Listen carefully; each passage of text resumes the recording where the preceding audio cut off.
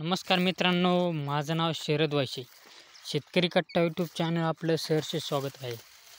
आपण सध्या 8005च्या खोड्या प्लॉटमध्ये आलेलो आहे. खोड्या प्लॉटसाठी मित्रांनो आपण तण नियंत्रणासाठी एक पाठीमागं व्हिडिओ काढला होता. तो तण नियंत्रणासाठी कोणते औषधं वगैरे वापरावे आणि कशा पद्धतीने तण नियंत्रण करावे. तर मित्रांनो आम्ही लेबरच्या सहाय्याने बघा तण कशा पद्धतीने खुरपून वगैरे ऊस घेतलेला आहे.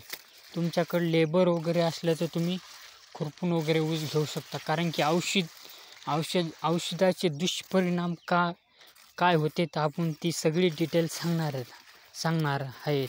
तर तुम्ही आमच्या शेतकरी कट्टा यूट्यूब चॅनलवर नवीन असाल तर आपल्या शेतकरी कट्टा यूट्यूब चॅनलला सबस्क्राईब करायला विसरू नका.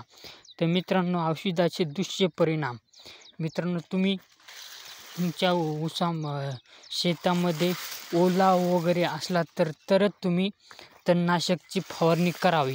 कारण की तशी फवारणी न केली तर तुमच्या ऊसाचे त्याला हुमणी वगैरे लागायची शक्यता असते. कारण की त्याच्यात भरपूर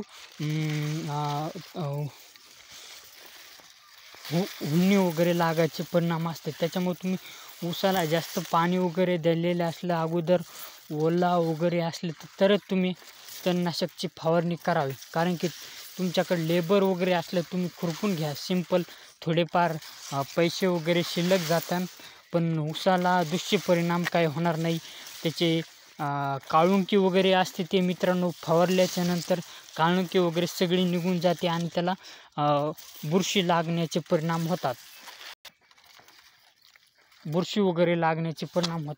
तर बघा आम्ही अशा पद्धतीने खुरपून वगैरे घेतलेला अशा पद्धतीने आमचा प्लॉट आहे मित्रांनो. 8005 एक खोडा प्लॉट बघा. आता खुरपून वगैरे घेतलेले मित्रांनो. पाणी याला चालू आहे बघा. कशा पद्धतीने भिजून वगैरे घेतलेला. अशा पद्धतीने तुम्ही ऊसाचं चांगल्या पद्धतीने खोड्याचं व्यवस्थापन वगैरे केलं तर तुम्हाला लागणपेक्षा सुद्धा जास्त टनेज वगैरे निघू शकतं. त्याच्यामुळे खोड्याला चांगल्या पद्धतीने व्यवस्थापन वगैरे केलं तर तुमच्या टनेजसुद्धा वाढतं. काही शेतकरी म्हणतात लागणला जास्त ॲव्हरेज निघतात.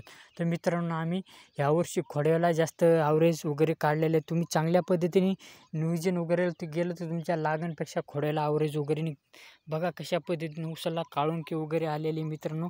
खत नियंत्रण कोणचं केलेले आपण सगळी डिटेल आपण सांगणार आहेत.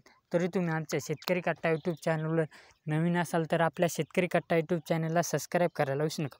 तर मित्रांनो याला फोडून घेतल्याच्या नंतर एक अगोदर पाळी वगैरे दांड पाडायच्या अगोदर पाळी वगैरे मारली तर त्याच्यानंतर मित्रांनो आम्ही खत्याला 10-26 आणि 20-13 मिसळून वगैरे खत टाकलेले. तुम्ही कधी शेतकरी मित्रांनो तुम्हाला सांगतो एक खत कधीच तुम्ही टाकायचं नाही किंवा 10-26 आणि 20-13 दोन्ही मिक्समध्ये खत टाकायचे. 10-26 20-13 किंवा 15-15 तुम्हाला जे वाटत असेल तुम्ही ते खत वगैरे टाकलं तर तुमच्या ऊसाला चांगलं काळुंकी वगैरे आलेले दिसेल. मिसळून वगैरे खत टाकायचा. बघा आमच्या ऊसाला कशा पद्धतीने काळुंकी वगैरे आलेली तुम्हाला दिसत असेल. अशा पद्धतीने चांगल्या पद्धतीने तुम्ही नियोजन वगैरे केलं तर तुमच्या टनेजसुद्धा वाढतं. आणि आमच्या शेतकरी कट्टा यूट्यूब चॅनलवर नवीन असेल तर आमच्या शेतकरी कट्टा यूट्यूब चॅनलला सबस्क्राईब करायला विसरू नका. धन्यवाद. भेटू आपण एक नवीन व्हिडिओमध्ये.